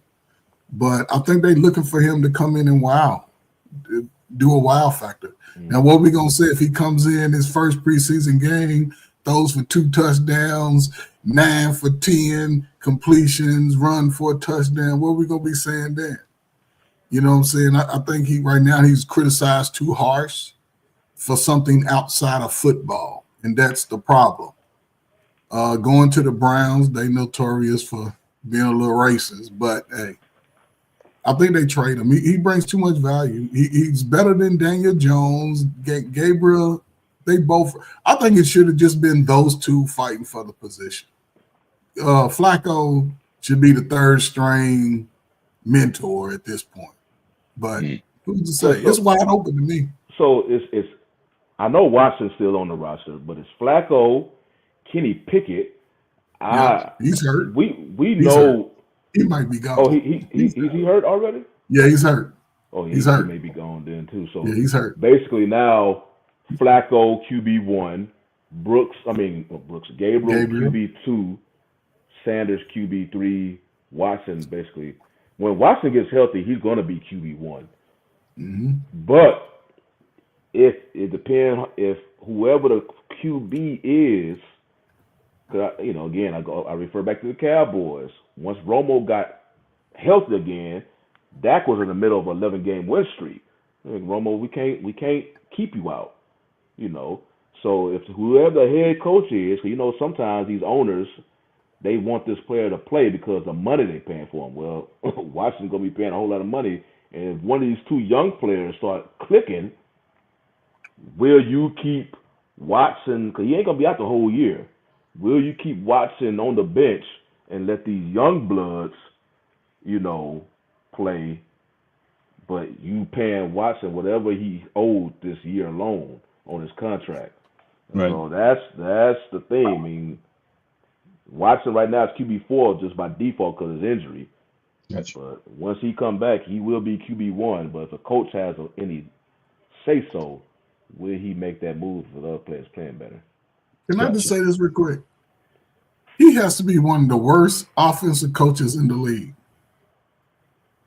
Defensively. He's not a good coach because he's not managing this situation well. You draft 2 quarterbacks. You have to give them an opportunity to show what they can do. You have to. Why would you have 4 quarterbacks on your roster? That's unheard of. And the fact that you got 3 potential starters on your team makes no sense. Well, he's a 2-time coach of the year, though. But yeah, this is because he increased wins. But the quarterback situation ain't never been settled. Who's been the best quarterback over the last 15 years for Cleveland? Flacco. That was that. Yeah, do that. You ain't lying. Got him to a playoffs. Got him a playoff win too. So yeah, so he's He's They got destroyed legendary. by my Texans, but hey, he They're came up. gonna, but still, they're gonna retire his jersey just based on the status. Him and Bernie Kosar. Everybody else is a non-script. Is a non, don't even not even worth it. But him and Kosar's jerseys, they're going to be in the Raptors. But last story of the night, we got about 15 minutes left in the show. And again, typically on this, we don't go at least. And again, I've talked to the guys like that about it. We don't necessarily like to go into like gossipy type of stuff. But obviously, a few months ago, we all heard about the Shannon Sharp situation, a couple of Shannon Sharp situations that we didn't want to hear about. But this year, certainly not unsurprised. So obviously, Shannon Sharp was hit with a $50 million SA lawsuit, and he sued back. So he just recently settled. And because of that settlement, even though he declared his innocence, but because of the settlement that he did, ESPN cut ties certainly with him because of that. And so, it's just another tale that we talked about Gilbert Arenas at the beginning of the show. Just a lot of times, just as being a former athlete, and again, he was certainly, his platforms, the podcast that he has, very successful, but it almost makes you think that some guys just aren't ready. Certain guys aren't cut for the mainstream. I mean, ESPN fairly conservative when it comes to, they don't like a lot of scandals, a lot of baggers carrying their way or whatever. And he was like trying to get into some upper rooms. But if you look at a lot of his advertisers, he advertises ED treatments and gambling sites and things of that nature. But if you want to be mainstream on ESPN, that's a whole nother image. That's a whole nother block. If you want Coca-Cola and some of these sort of name brands, that's certainly something that you have to be mindful of. But this is just another tale, a guy in his personal life, letting his personal life get in the way of things. He had a lot of things up front. He had a lucrative ESPN deal. Just a lot was there. But because of some personal indiscretions, getting with somebody, and again, I'm not here to talk about his personal life and who he should be dating and all that kind of stuff. But it's just another sign that, especially for black men in particular, even in 2025, you certainly still need to be careful about the company that you're keeping, the moves that you're making, because again, the target is on your back. And just because you have it, it's almost like success can be the most dangerous thing that can happen to an individual when you start feeling yourself a little bit and you start getting a little sloppy. We all know about the video, him caught off, doing some things there.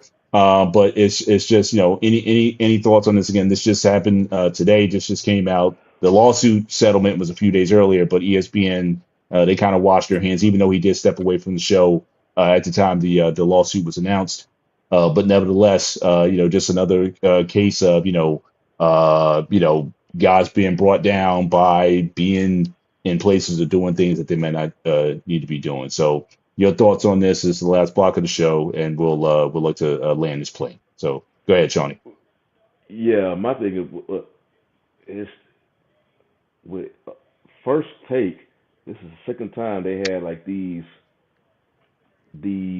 analysts teaming up with Stephen A. Both of them was a hit. Remember, they were doing that with Michael Irvin for like, I think, Mondays every week until his thing happened in a hotel. And even though he looked like he was clear that was not ESPN, yeah, they didn't bring it back. Shannon Sharp, even though you look at, I really don't know what really happened, because to me, and I know you mentioned Mr. Bennett, I know when we in our private messages we mentioned like we try to stay away from the gossip and whatnot, but you still kind of mindful of what's going on in the store. We just don't talk about it too much on the show. In this case, as I was listening to it and reading and whatnot, I still really don't know what exactly did he do wrong per se. Because when the lawyer came out, and this is the same lawyer, this Tony Busby guy. He's some lawyer in the Houston area, known for going after these high profile. He's the same lawyer that somehow found these 20 plus women to come after Deshaun Watson. I always kind of felt some type of way about that dude, because it's just like he just cast a net out there to grab whoever these women all of a sudden. Next thing you know, he's coming back with all these lawsuits or this big high value lawsuits, civil suits at that, but never really have any evidence in them. They just, your name gets so sullied that these dudes ultimately settle just so they can live on with their lives. And obviously his clients get a payday, and damn sure so does he. So that's just how he moves. But yeah, when I look at it, they were saying like it was a consensual but tumultuous relationship. So to me, it was like whatever they was doing in consensual. It was consensual.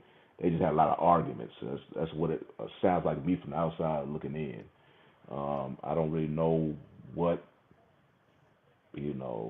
happened for the woman to put this lawsuit asking for the millions that she did. And obviously, whatever she was settled on, which I was surprised he was actually settling for, because he categorically denied that he did anything wrong. Even went to court and was at the courthouse. Him and his team was at the courthouse, but Busby didn't show up. So to me, I'm like, oh, that means he saw something like, man, it's not really a case. But then ultimately, the news within a week later saying that they settled. I thought that, because Sharp was trying to fight it, something else revealed that, okay, now the woman and her team and Busby and them like kind of taking a step back, because something maybe was about to be revealed and say, no, we don't want to go that route. We just leave it alone. But then it turned out that whatever he paid for the settlement, it was obviously high enough for this woman to retire her OnlyFans. So, and to me, just on a personal note, man, it just goes like, if you a certain status or whatnot, public status, just how all it takes is just, in this case, a woman to just throw something out there about you with your name on it, some derogatory thing with your name on it. A lot of this stuff don't even be proven to be true. It just throws your name out there. Your name is being dragged through the mud as long as this stuff is out there, which is why many of these dudes try to settle it, because whatever they're currently doing, they don't got time to keep going back and forth to the courthouse or fight it. They're just trying to get it over with. But unfortunately, when you settle, which is what people, looking at with Sharp, you settle is like people take that as some type of admission of guilt. And I remember with the women in this case, looked like they was more upset, even though she was of age, I guess, when they slept with each other. But how a 50-plus-year-old man messing with this 19, 20-year-old woman, they was more upset about that. Like, he basically deserved it because you fooling around with this woman who's so young. And I'm like, yeah, I see that, but also because if you pay attention to a lot of the professional athletes, they find themselves, even of older women, in the situation where they will throw these accusations out, no proof is ever really given out, and then next thing you know, what these dudes are paying a price in some type of fashion. They losing opportunities or whatnot because their name has been sold. And now the organization, in this case ESPN, they don't want to be dealing with them. They're like, you got too much heat around you, so they let you go. Mm-hmm. So I always kind of had a personal feeling about that. It's just, basically like you at the mercy of a woman's word. If she gets pissed off at you and she puts these accusations out there, if you don't have no proof to clear your name, you screwed. There's nothing you can do. Coach, any comments on this? So real quick, for anybody to coming in some money, don't be messing with no OnlyFans. You'll get what you get, and I don't have no sympathy for you. You're too old to be messing around with somebody 3 times younger than you. So I'm surprised that he settled so fast. He said he was innocent, but yet you settled. I'm not surprised by ESPN cutting ties. Hey, they with Disney. Why would they not cut ties? Absolutely. They gonna make a Disney movie out of this. So. Anton said, you don't mess with Mickey Mouse. So. But it is what it is, man. He got what he got. He's lost a lot of money. He'll be on YouTube for the next few years, begging and crying like everybody else do, and when they know they did wrong and they get punished for it. So I don't know. I don't feel no type of way, man. People complain about him. I don't care. Listen, fellas, you can't turn a hoe into a housewife. That's all I gotta say. Mm, mm. You Well, can't do it. again, It's been an old school saying. So. shout out to our guy Shawnee. He had to step off a little bit early tonight, so we're No, gonna that's leave this. Dante. That's Dante. I'm sorry, Dante. My bad. My Dante. Certainly, last word tonight. Got to be careful how you move. Should have listened to Monique.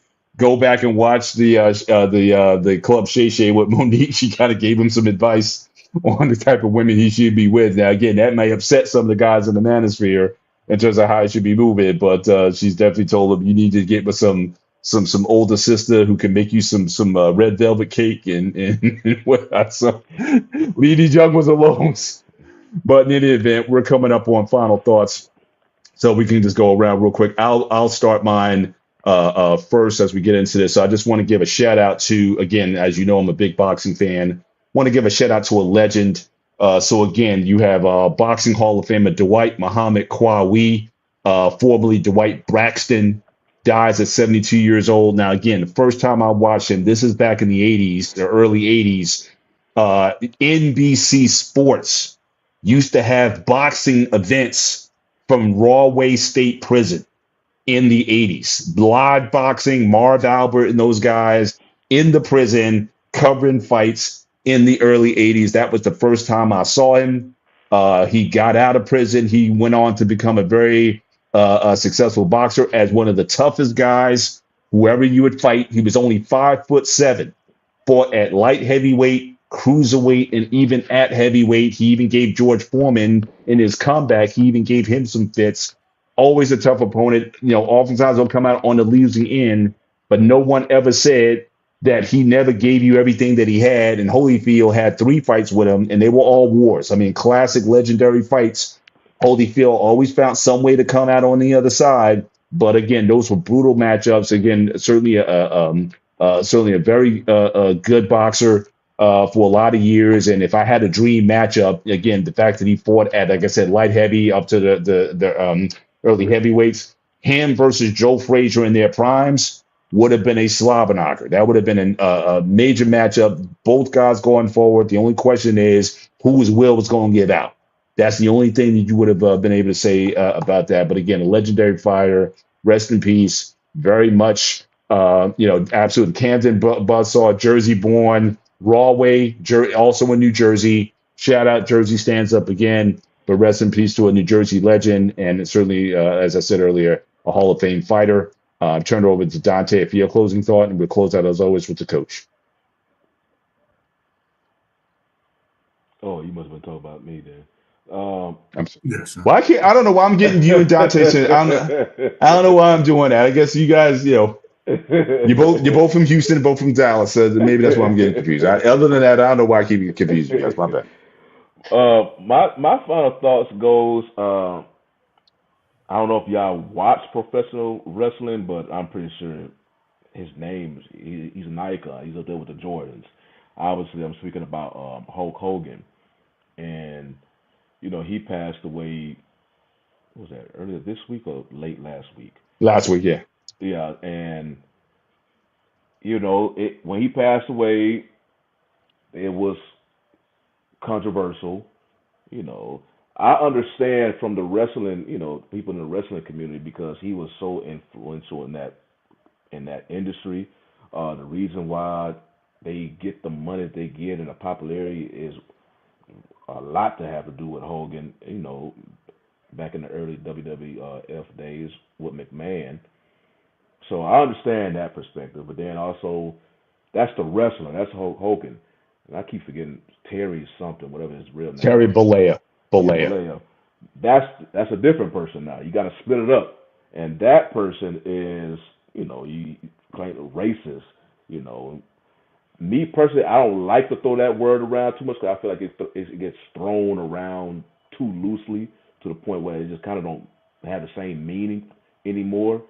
But I don't have no issues with people calling him that because of, what was coming out of his mouth back then. If I would really follow him, he'd probably damn near no different than Donald Sterling, who he would do business with black folks, but he viewed you beneath them. And I don't. Maybe that's how Hulk was looking at, with folks was black. I don't know, but it was a controversial death. It definitely didn't get the the fanfare and whatnot when Malcolm Jamal Warner and what's his name, Ozzy, when they Ozzy, passed away. Yeah, they got full fan support and whatnot. Hulk, the venom towards him was just as loud as people trying to support him.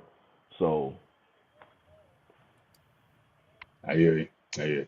Coach, your last thoughts as we close the show. Hey man, listen, man, we coming down to the end of the summer, man. Kids are going back to school already, man. I saw some kids on the bus stop, man. Listen, make sure you stay hydrated. Don't be fooled by not sweating. Even though you may not sweat, you still need to drink your water, man. Drink your water.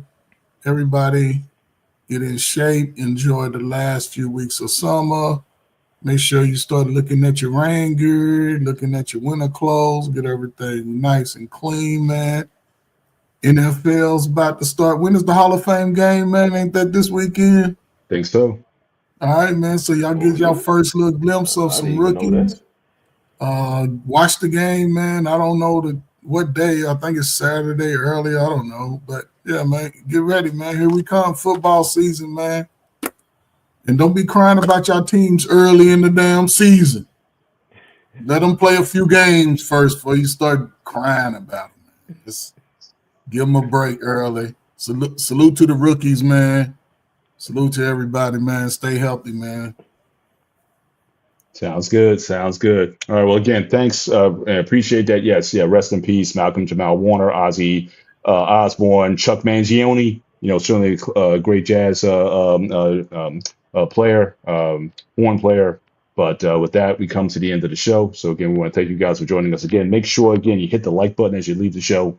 But again, I'll be remote in this location for several weeks. I just got my schedule. I'm going to be in the South for a long time. So you guys might want to come see me because I'll be close to you. Where exactly are you? I'm in Georgia. I'm in southern Georgia, southern part of Georgia, man. So I'm going to be here for weeks at a time, man, just for this project. So I'm not going anywhere, but I'm getting my frequent 5 miles. So I'm happy about that.